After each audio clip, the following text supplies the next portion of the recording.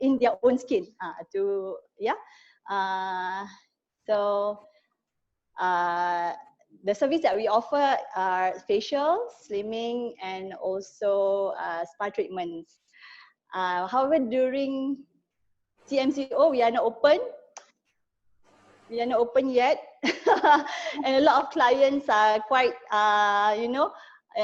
yelling at me. When are you going to open? Because they have body aches and such.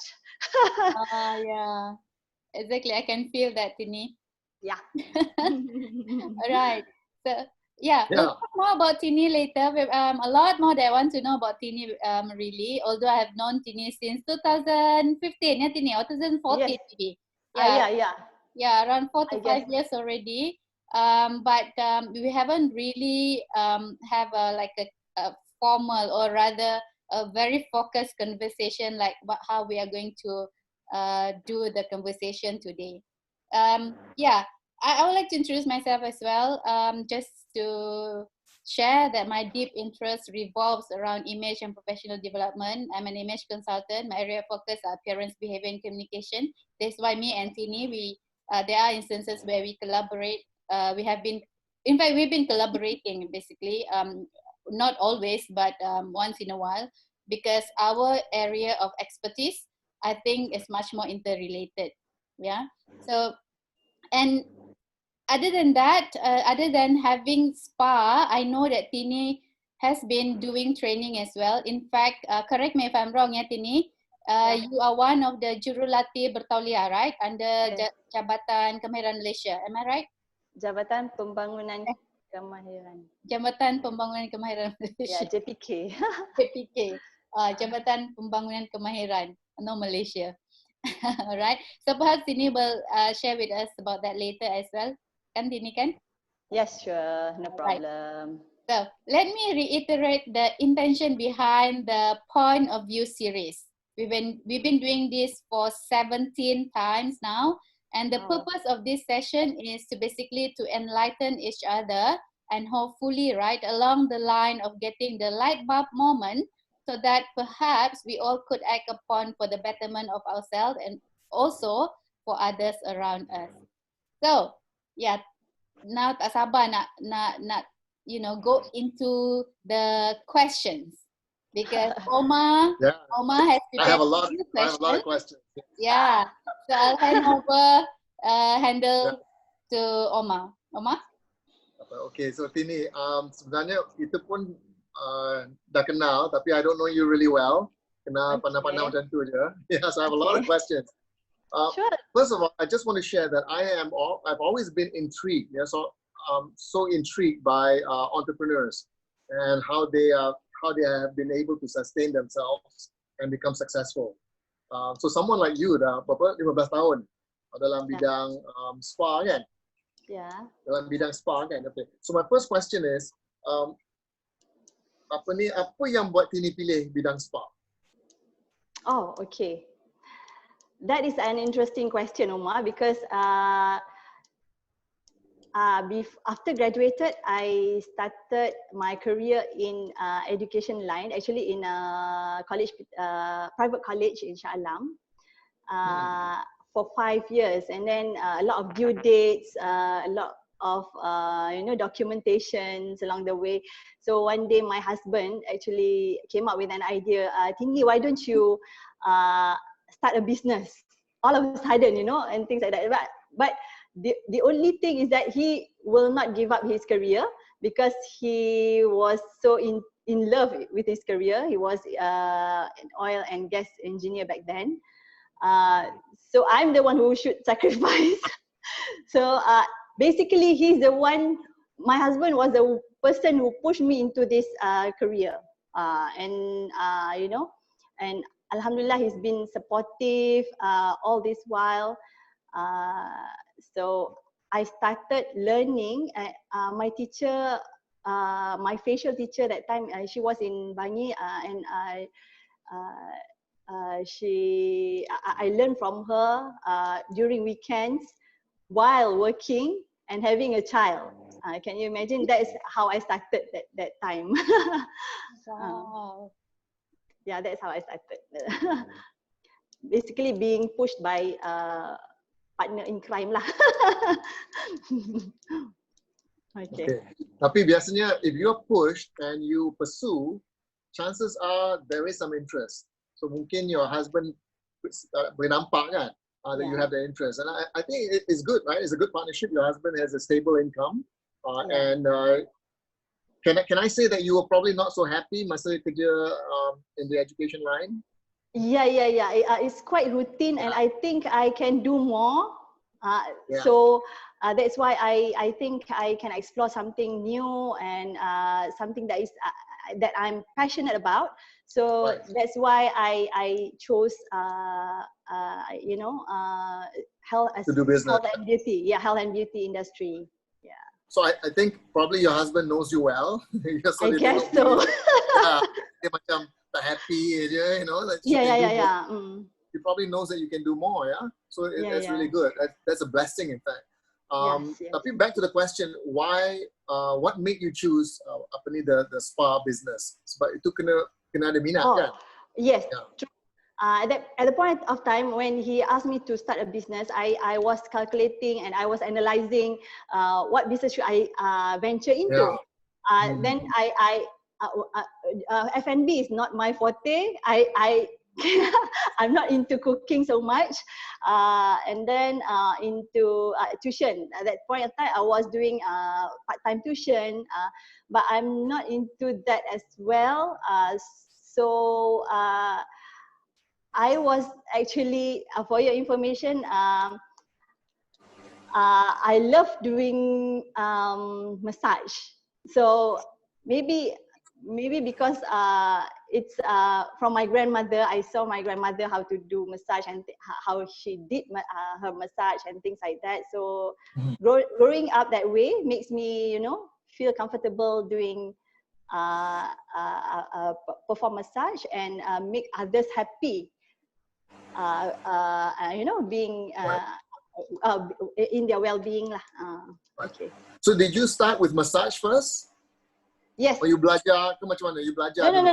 Of course, I belajar first. Belajar dekat Bangi at point of time.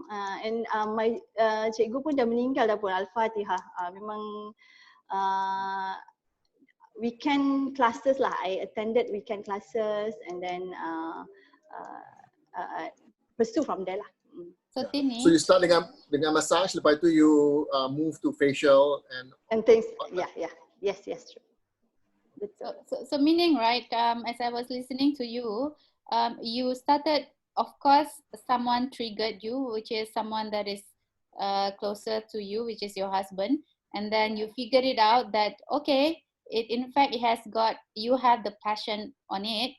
So therefore you pursue. And it's not just merely from the push itself, but you also decided to equip yourself with the proper skills and knowledge. Yeah. At that particular time, was it how to say, you have a full-time job and you are going for that training or study, or not study lah, apa tu? Training. Classes. Yes. Training, yeah. How long was it before you open your first center? I think the classes took 3 to 6 months before I started the business. And in 2005 there was no Facebook, there was no guru, basically nothing, and I was quite hopeless, helpless at that point of time. And what I did was before I end my career in education line, I managed to collect database from my colleagues, so that when we open the business, we have a database that I can invite them to come and visit us and things like that. And basically the first day I opened the business, no marketing, there's no opening ceremony, nothing. So I just waited like this in the counter, on the counter there, and then I think I managed to start the business for 6 months, and then I flipped through the star and I saw a business coach. That point of time, I engaged a business coach and I started to, see the results lah. So within that 6 months, right? Any business transaction happen? Oh, of course, but Because, not at yeah. very minimal transaction lah, I would say. And masa tu kan tak ada Facebook, no marketing tools, no YouTube, no Facebook, no Instagram whatsoever. Yeah. So basically we live by our phone calls and flyers and things like that.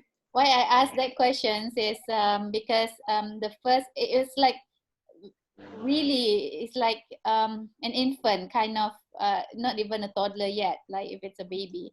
And how did you, because this kind of business, you need to have staff, you need to have your division, right? Were you doing it on your own, or do you already hired or not assistant lah, but your staff, for example?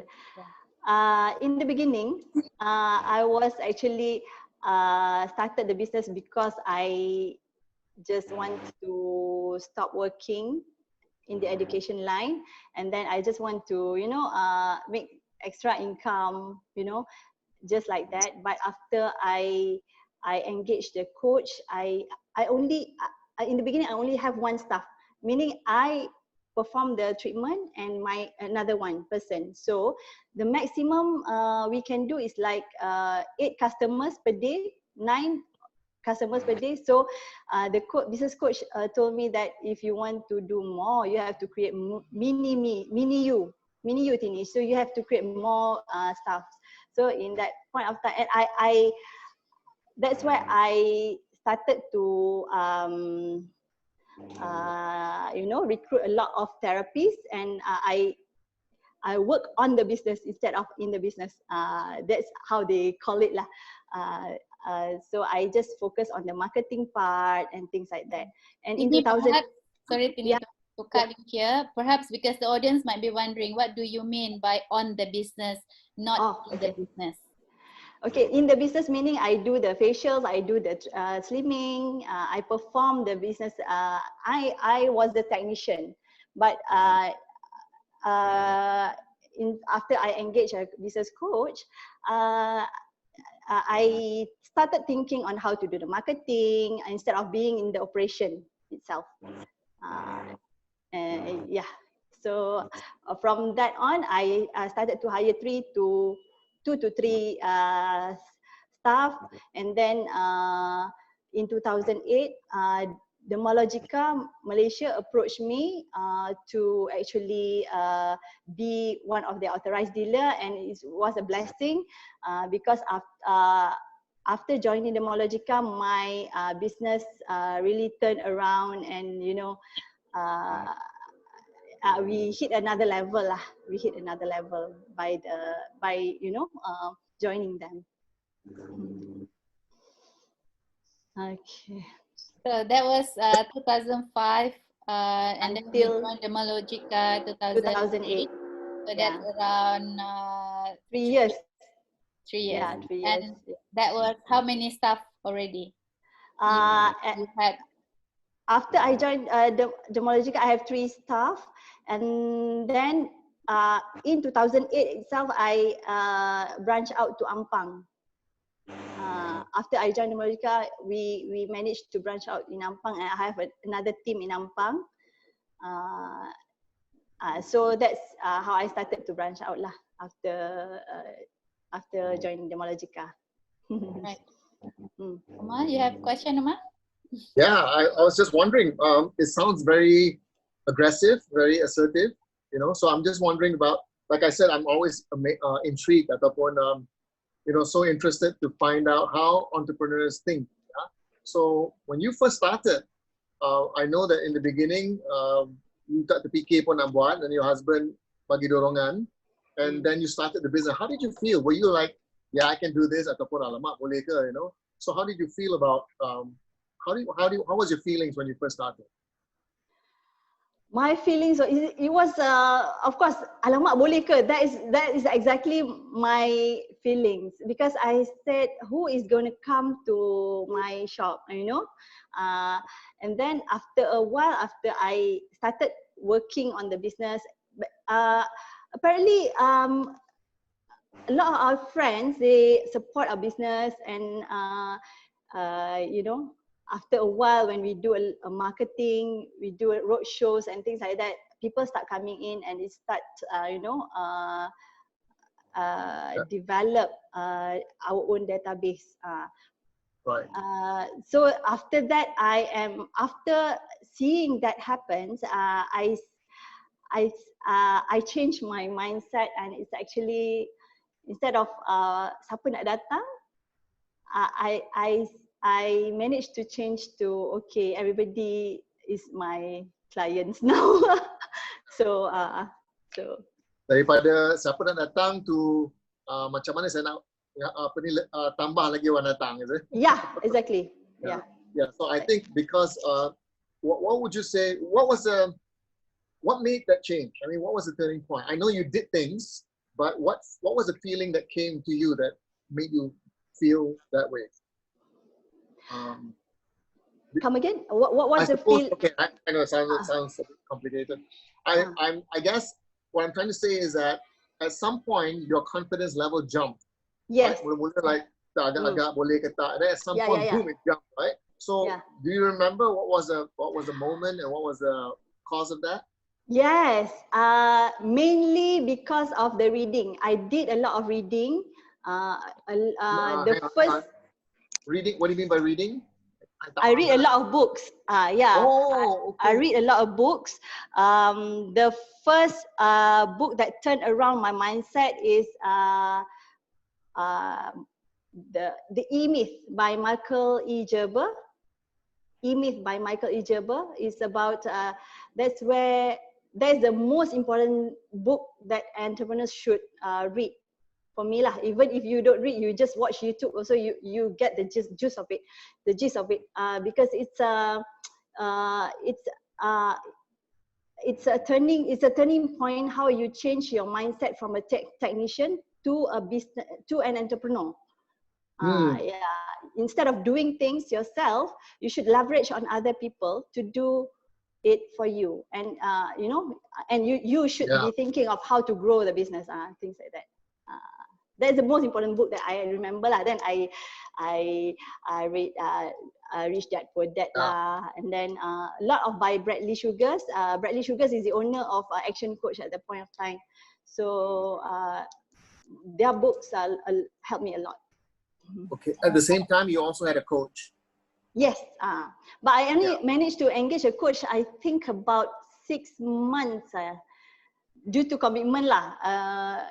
A lot of time, you know, and also location wise. Yeah. So which came first, the book or the coach? The coach came first. Then he gave me the book. Then I started to read, and then a lot of changes happened along the way. So when my mind changed, a lot of changes. Yeah, exactly, isn't it? Yeah. Right. Before you continue, Ma, because we have a question from our viewers. Great. Number one is, bila nak buka branch kat GK? Siapa tu? Nina.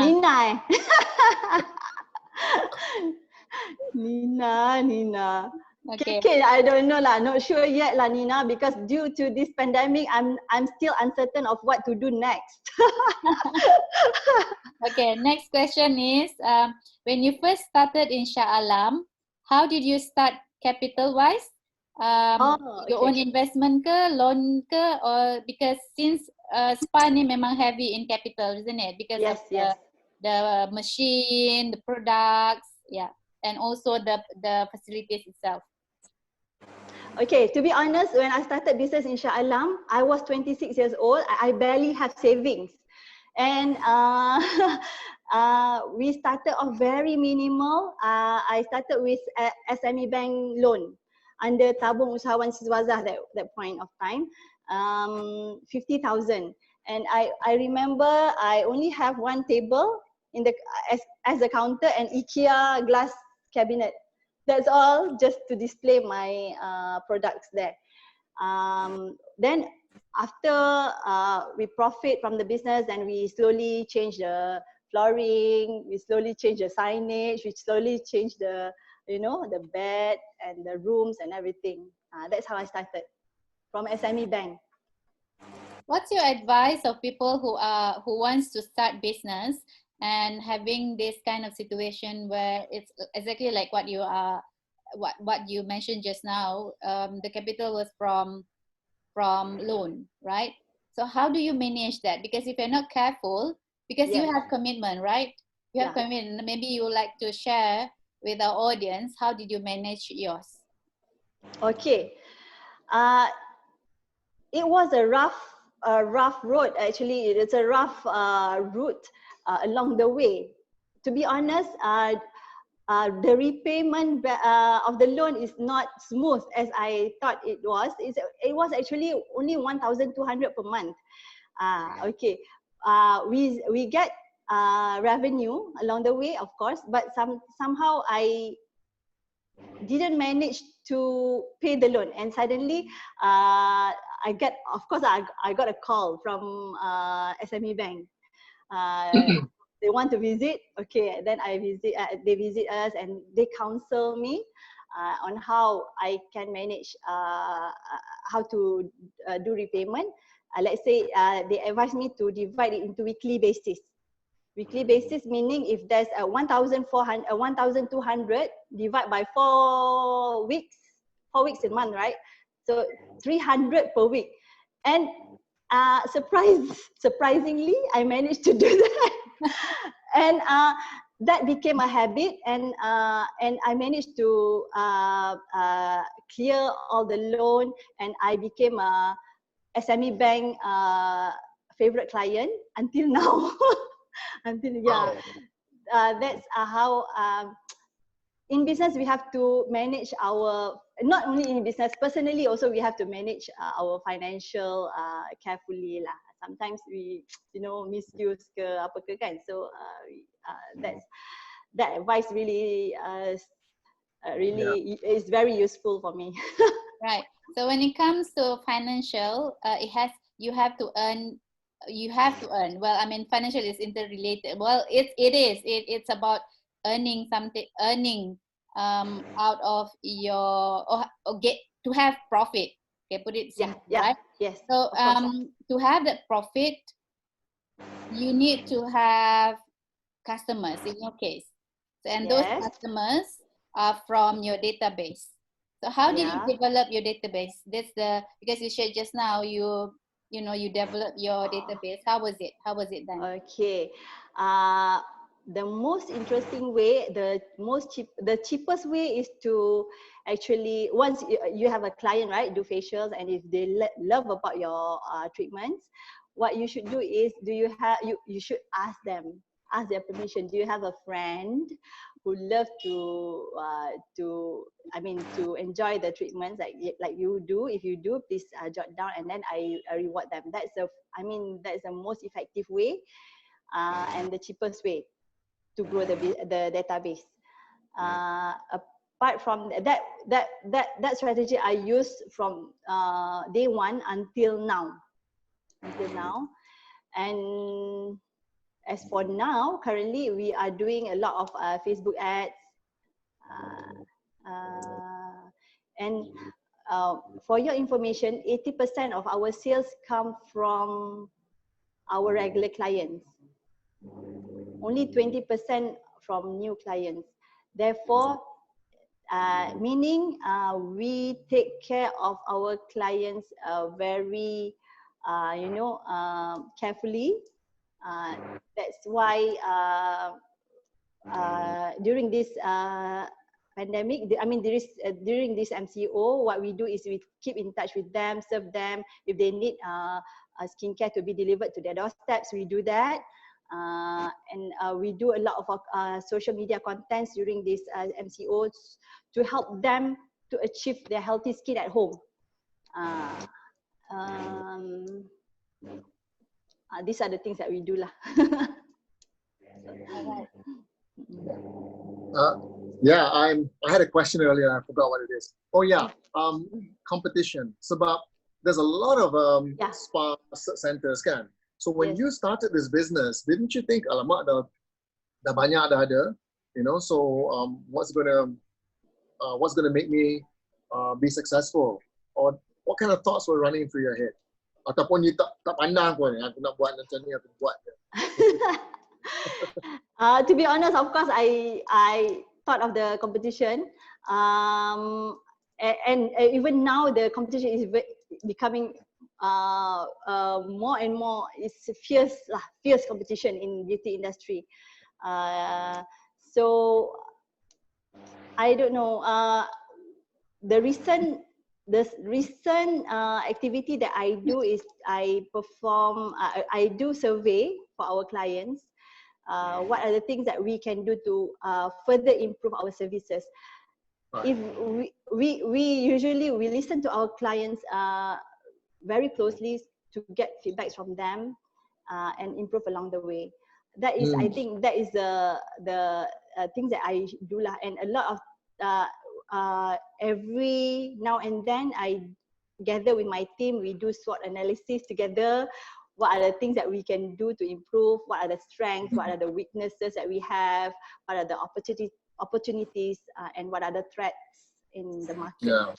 Yeah, I think that's such a valuable, insight, because for some people when they do business, they shop sendiri, you know. So it sounds to me like in your case, you're listening closely to what your clients need and catering to that.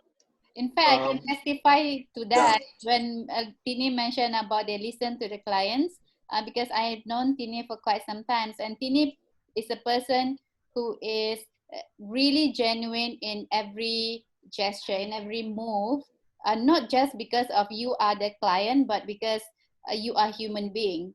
So that's really Tini.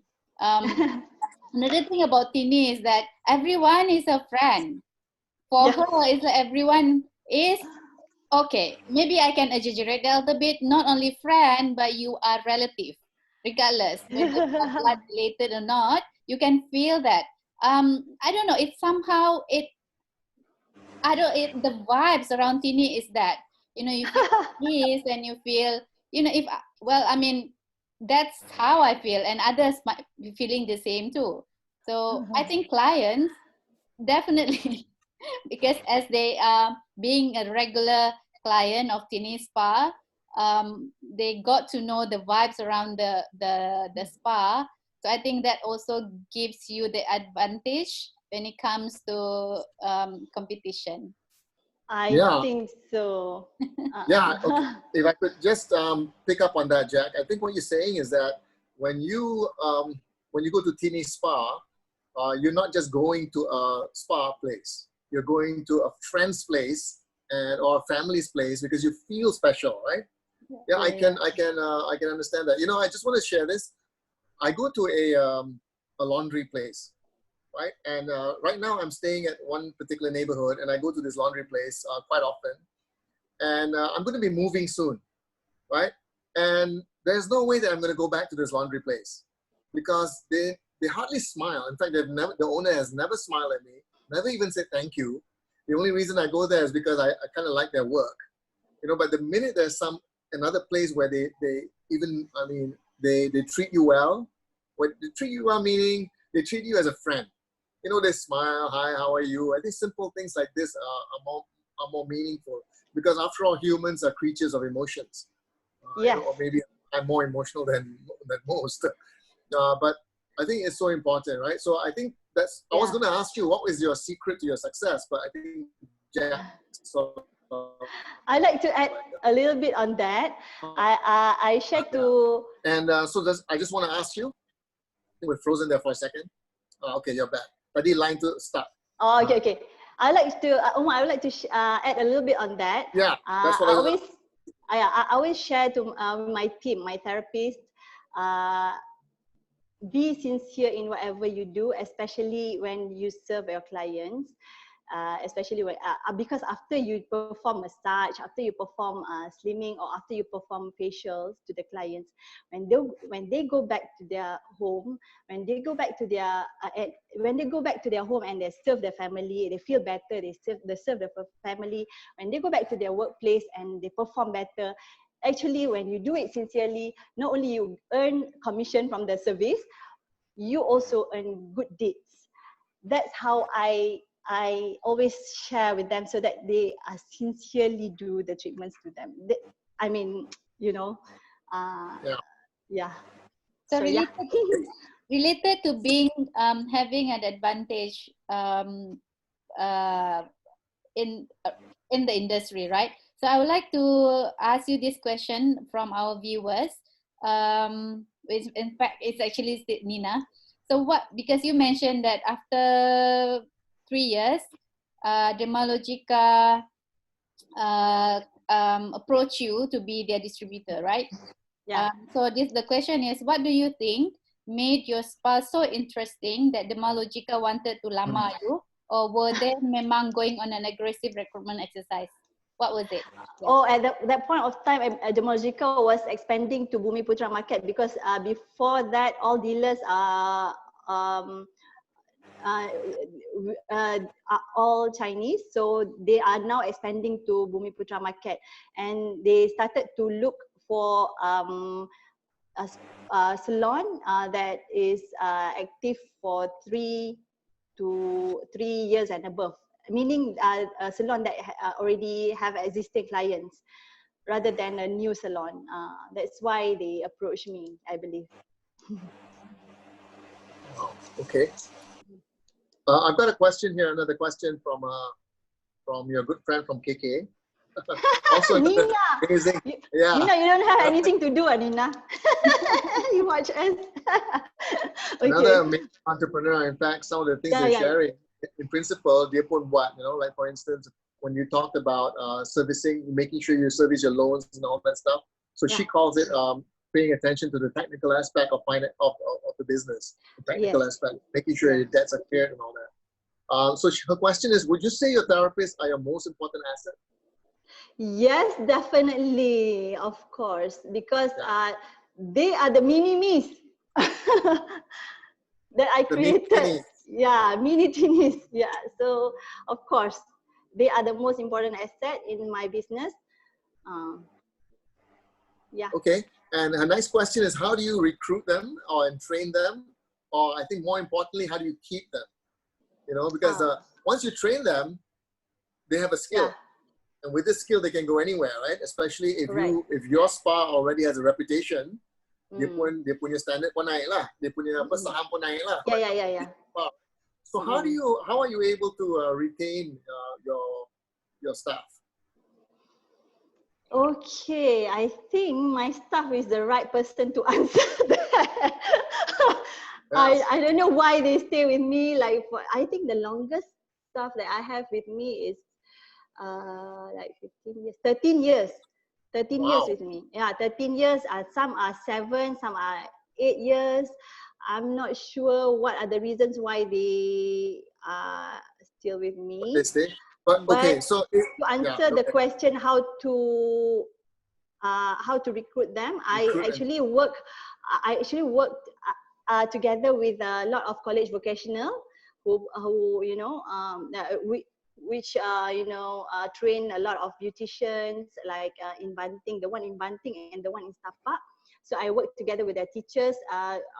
So they send their students for practical. So during the practical time, we do in-house training as well to further improve their skills before we let them serve our clients. From there, they start their career path in Tini Spa, from trainee to junior therapist to senior therapist to supervisor to manager and things like that. I see. Okay. But so seriously, okay, come again. It sounds to me like your staff are local. All of them are local. All local. So you're taking them from daripada green, daripada zero, and you train them up. Yes. Wow. Okay. Don't you think about taking in experienced staff? What's the difference? Would you rather take in the new or experience? In my opinion, I love training new staff because we can, you know, create. We can, we can create the culture. Yeah. I mean, train the culture, our culture in the new staff, and it's easily, you know, followed by the new staff. That's Yeah. my principle. But again, it depends. I So seldom hire experienced staff. okay. Oh, geez, I forgot another next Touching one. on that, Tini, what about on the administration part of your business? Do you hire more experienced staff, or how did you choose your staff in that area? Because operational wise, you can train them because you have the skills and knowledge. How about the administration part of your business? Same administration staff. Most of them they have a very minimal experience lah. Maybe 6 months experience from other place, and then they join us. Not so much difference. Most of them are fresh. Yeah, but I think for you is that your strength is your staff. They have been pretty much loyal to you, having staff as long as 13 years. It's like the same age as your business almost, right? I think it's really an achievement. So would you agree with me? It's also because your personality as a boss, because people tend to stay long working with in a company, not because anything, but the most is like the relationship between you or the staff and the boss or the superior. Am I in your circumstances? I think so, but from my reading as well, I find that if the most important thing for a team to stick together is actually the feeling of being safe, security. So I guess. So how do you establish that, Tini? Because people want to know if you security, how have you been establishing that? I think it's because due to the transparency that I share with the staff, being transparent all the time, so they know what to expect. It's very clear. Everything is written. Everything is spelled out very clearly. So they are not in the. I guess they are not in the. Macam merasa apa? Agak-agak. It's always clear lah for me. If I were a staff also, I want something that is. I want clarity, right? Yes. From the employer. So that is what I share with them lah. Yeah. I'm also reading some element of ownership. Yeah, in here. Yeah. Your question, Omar? Yeah, I had experience at your spa, not from the not from your services, but I was there to do a bit of training as well. Oh yeah, yes. Yeah. With Lina. Yes. And I was actually surprised because it was it had nothing to do with the spa business. It was more of a self-development awareness business. So it sounds to me like some of the things that you do, and that's probably why your staff sticks around is simply because you are not just paying attention to your business in terms of the technical skills, but you're also concerned about their development. Yes. So they're getting value from there as well. And that's another part, So perhaps that's another reason. The most important question I asked during interview is actually, do you love learning? If you love learning, then you are in the right boat. Because I myself, as the owner, I love learning and self-development. So if you are not then you are not in the right boat. So these are the most important questions that they have to answer before they join us as a team. Yeah. Okay. I've got a couple more questions from Nina again. Okay, Nina, bring it on. Oh boy, there's been a few more questions since she asked the last one. If we can, hang on, Omar, because there are a lot of questions. If we can't answer it here, we can always, because it's written, we can always come back and get Tini to put it. Okay. Yeah, no to worry. Okay. Keep on asking. In fact, also opinion, because we have a few opinion here as well.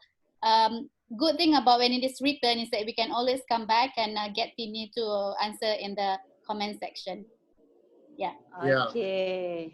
I think this question is very pertinent to, especially for women entrepreneurs. Good thing about it. Women, young the children, and the family, and then you're doing business. So how do you balance that? This question is also coming from another entrepreneur like yourself, who's also got kids. Yes, I love that question. I love that question. You know why? You have to accept the fact that we are only human. We are not perfect. We are not superwoman. Don't believe that I am a superwoman. No. The key is to delegation. Delegation. The art of delegating your work to others. As simple as if you cannot send your children to school, you can always ask a favor from a neighbor or things like that. You know, we are only human. And as I mentioned before, my husband has support a lot, and I have a maid at home, and she does a lot of things around the house. As for children, as the transportation, I have arranged everything for them. But now it's still during MCO, no school, so they're at home doing nothing. So yeah, the answer to that question, how do I divide my time, is actually by delegating the tasks to others as well, not myself alone. If I, Right. So it sounds like you've designed you kind of like put together a system or a structure in place. Yes. A support system, right? Yes. I like everything I do. I like to have a system, because that at the end of the day, that is the one that makes it work. So system. Okay, this one pun Nina tanya. Since you hired a business coach, you know, you have a system, and is your system, I'm sure you figure out the system yourself as well, but do you also have like an SOP coach? SOP, like standard operating procedure, like someone who comes in and looks at your business and say, hey, you need to come up with some kind of a procedure, or is that something you figure out yourself? Okay, that's a good question, Nina. Actually, SOP coach, I don't really have an SOP coach. I have a business coach called Tuan Saha. Tuan Saha is actually mentioned to me that the best person to do to create SOP is you yourself, because you are the one who is doing it. So you have to jot down what are the things to complete the task, and document it so that everybody else are using and doing the same thing as you are. Okay. So this yes. Yeah. Right. Okay. Just to address our audience, thank you so much for tuning in to our session today, and we've been getting a lot of feedback from you, also questions. Again, I would like to just inform that if we can't answer your questions now during live, good that you write it down, because later Tini will come back and answer it through in the reply section, right? Okay. So Tini, I'm interested to know more around how 15 years is not a short time, right? You have gone through ups and downs, and if you started you mentioned that you started in 2005, and you have gone through the 2000s. When was the financial crisis, Omar? 2008, 2009. Tell us more about that. How did your business manage to to go through all those challenges? And what are maybe Okay. a secret ingredient, secret recipe? Maybe we can Okay. now apply it today, right? To be honest, funny enough, for 2008, 2009 crisis, I branched out to Ampang, and I didn't realize that there was actually an economic downturn. And to be honest, we didn't feel the effect of economic downturn at that point of time, simply because I was ignorant ke, I tak tahulah, tapi memang masa tu I just do whatever whatever is needed to be done in order to gain clients and to serve them well, and just focusing on the things that we can control. Even now, in the pandemic situation now, is a lot of uncertainties, right? So I would rather focus. A lot of friends ask me, Tini, aren't you sad you can't even operate now? Of course, but hey, if I cry blood also, I cannot do anything about it. I just focus on the things that I can control. So we are coming up with a new product, home 4-in-1 homey pedicure set for people to use at home. Yeah, so you know. Brilliant. And Yeah. Tini, because Yeah. Omar, would like to ask something, Omar, before I continue? Yeah. Okay. I was just going to ask you this. 15 years, yes.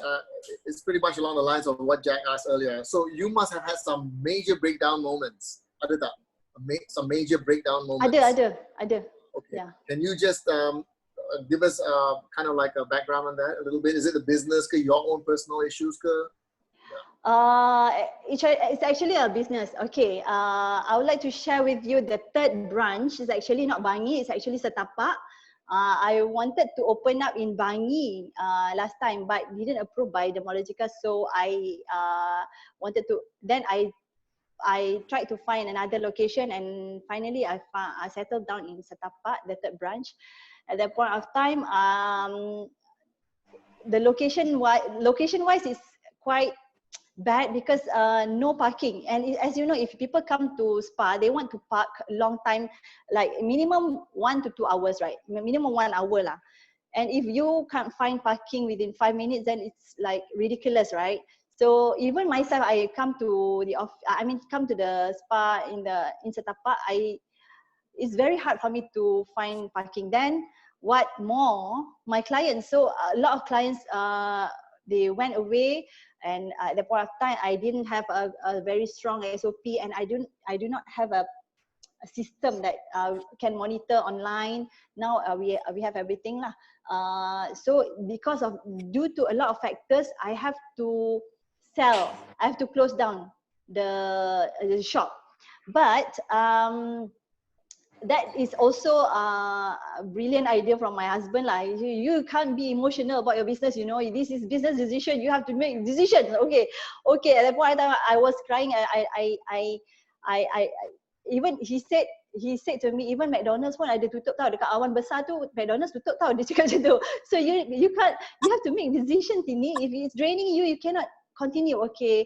So I am very thankful that I have a very supportive husband. So at that point of time, I have to sell. So I advertise in Mudah, a lot of viewers.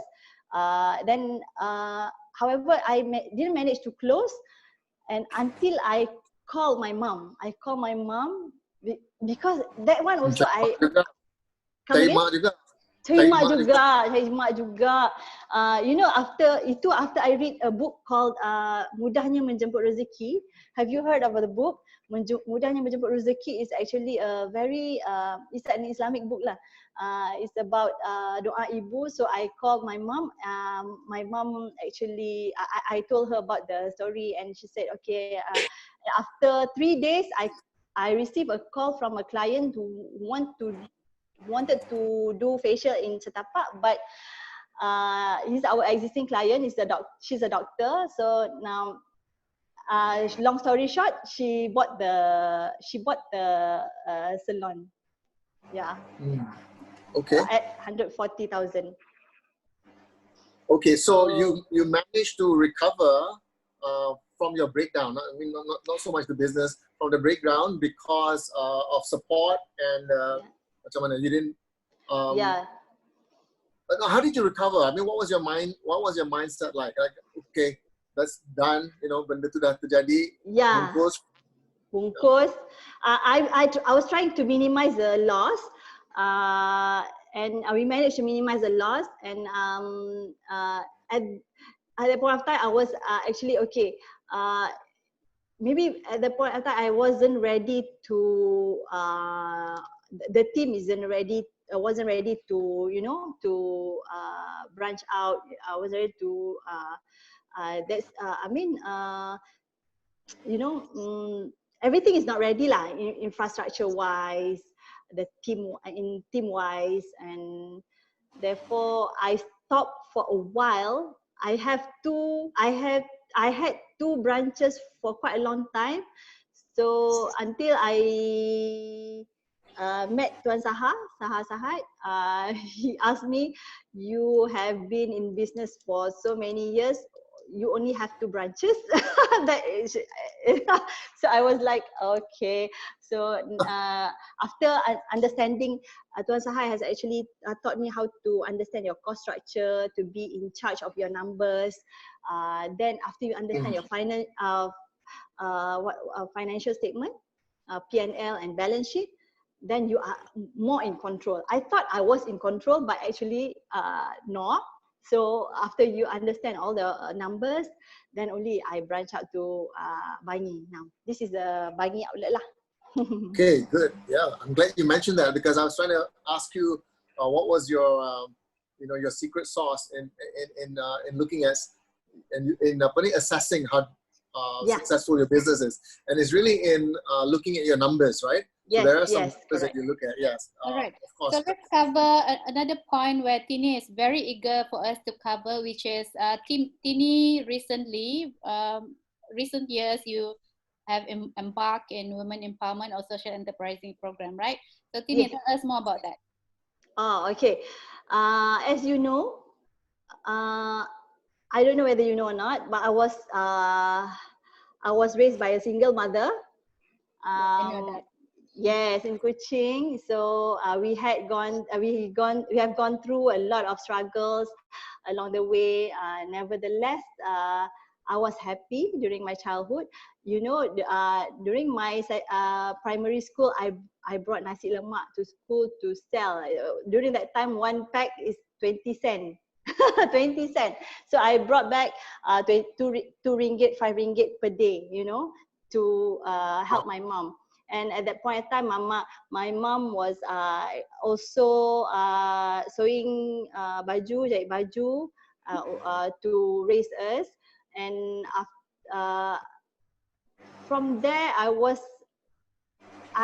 okay. After UPSR, I got offered to further study in College Tunku Kursia Seremban. That's where I was surrounded by a lot of ladies again. And then after work, after graduation, I worked at the college with lady boss again. So I was surrounded by a lot of ladies, and they are all phenomenal. They are all empowered ladies. So after I started my business, also I serve a lot of career ladies, career women. So it started in 2012, where I had a training program where I have to perform training to a bunch of ladies organized by DBKL. They actually want me to measure the performance by monitoring their income after the treatment, after the program.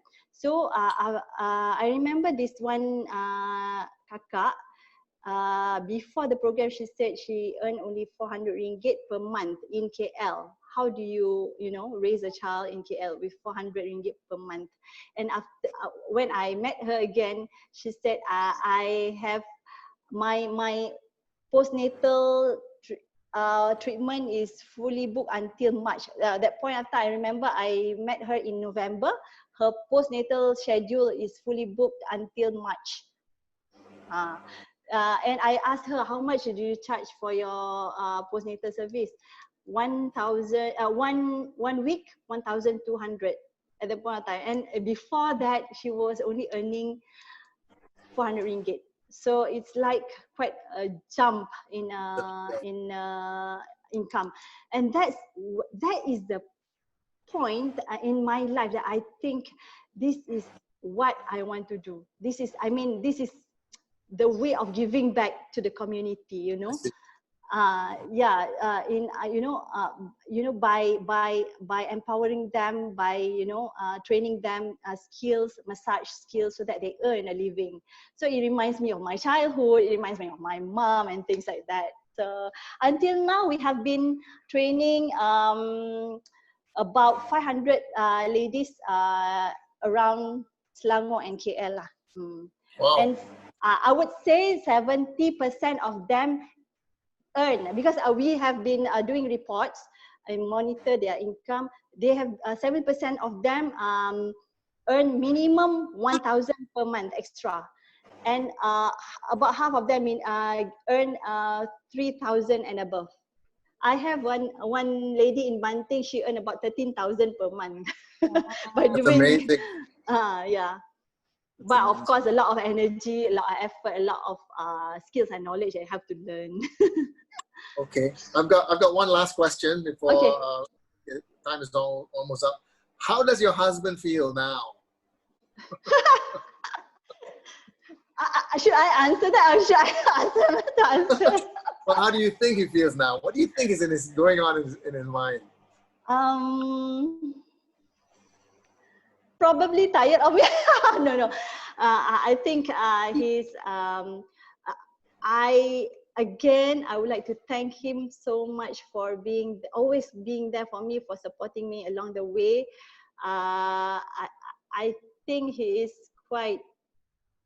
Actually, he's been saying to me that he's actually quite proud of me, but nothing to be proud about. There's a lot of things that we have to do in order to, you know, contribute to the community. It's our part of it's our job to, you know, to share. So it's not about being proud or being so it's how you contribute back to the community. That is the most important to me. All right. Thanks a lot, Tini, All right. for your sharing. Yeah. Thank you. Yeah, because we are running out of time, but in short, because perhaps for those who are watching this recording later, you know, especially in this point of time where people are perhaps trying to figure out what's next for them, right? And I'm very specific into those who wants to start going into business perhaps, right? There are a lot of things happening around us at this point of time, those who are employed, and then, you know, those are the things that are happening. I think we all know about that.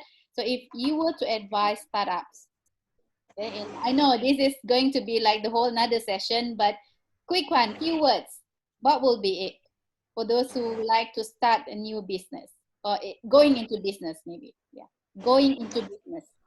Okay, I would say go for it, because now is the right time to go into business, and because it's very easy. It's not like 15 years back, no Facebook, no YouTube.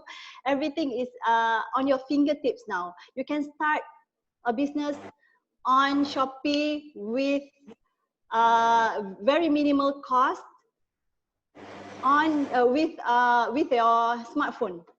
That is very easy to business entry point is very easy nowadays. So I also like to share even I think the most challenges now is for the business owner, the current business owner. For startup is very easy. For current business owner, how to handle, how to face the next phase, because the business is affected by the pandemic. But I shared to my business friends. I'm quite active with the BNI now. With a group of friends, I shared this quote by Socrates: the secret of change is to focus all your energy not on fighting the old, but on building the new. Wow. So, Yeah. so yeah. Wow, that's so powerful, right, Omar? Yes. Right. So, okay, thank you so much, Tini, Yes, for all those my sharing. pleasure. Thank you so much. I've learned a lot, and you do have, we do need your favor because there are a lot of questions in our Okay, comment section. You might want to come back and reply those, right? sure. Yeah. Thank you Yeah, so much. and text me the quote. Oh, Oh, sure. yeah. I Please will me the quote. share in the comment Yeah. Yes, down please. below. Yeah. That'll be Yeah. good. That'll be good. And I think, Jack, we had a lot of questions from the audience. Need to acknowledge that as well. Yeah. Yeah, thank you so much again and again. Thank you so much for supporting. By your presence, we feel that we should continue doing this kind of sharing. Yes, you Not should. only, yeah, not Yeah. only for us. I mean, honestly, we started this by us practicing looking at ourselves and, you know, not being conscious about how do we look, how do we sound. But now we are like, pretty much, it's not about me, but it's about everyone. You know, it's about what we can learn You're so from each other. natural. Yeah, thank you so much, Tini. Right. So yeah, thank you so much to our audience. Thank you for Okay. participating. And once again, before we go, as usual, Omar, get ready because on Monday we have another new topic. We have completed the relationship topic. We are going into a very interesting topic, at least on the women's side. Yeah, because we will get to know more about the other side of our life, which is the man. So, okay, I'm going to do a screen share. Omar, you would like to share something about our Sure. program?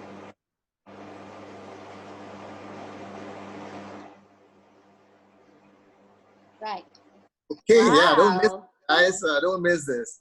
You know, there's a lot of programs out there about women's empowerment, women issues, and all of that stuff, right? And but there's very little, or hardly any, about men's issues. And so we decided that let's talk about men's issues because a lot of men don't have an avenue to express their concerns. And on Monday we're going to be talking about it's going to be called Men's Brief because the session it's just a short brief discussion about an issue. And that topic that we're going to talk about is about balding. Yeah, so that's my my calling card. People know me because I'm bald. And I was just talking to my daughter the other day. She said, you know, Papa, when she was in kindergarten, she said, when you come to the kindergarten, there's so much commotion because you're bald. You know, so for a lot of men, losing hair, balding is a major issue. It can actually affect their level of confidence. But for some men, it's a no-brainer. It's not a big deal. So we want to talk about some of the issues which men go through. I mean, I went through that as well when I was losing my hair. So we want to talk about this. And there's going to be more topics that we will talk about that are going to be sensitive as well. Not sensitive. Yeah, sensitive because men don't like to share some of these issues. I All right, understand. so tune in. I think it's going to be interesting. So ladies and men, if you have questions, just post them. Yeah, you can even post them now. And we can see what we can do to address them in our brief session. Cool. All right. Thank you so much. Okay. Tini, before you go, words of encouragement for those people, for our audience, words of encouragement in the sense that because we are going through this crisis now, we are in this kind of challenging time. So we want to hear from you as a successful businesswoman. I would say just do whatever you want to do now because this if you don't do now, when else do you want to start it, right? So just do it. And I really love the quote that I shared just now. So I will share at the comment below. Yeah. soon. Okay. Thank you guys for having me. Thank you, Omar. Thank you, Jacqueline, for having me. You're welcome. And Omar, your words of encouragement? Oh, yes, my words of encouragement is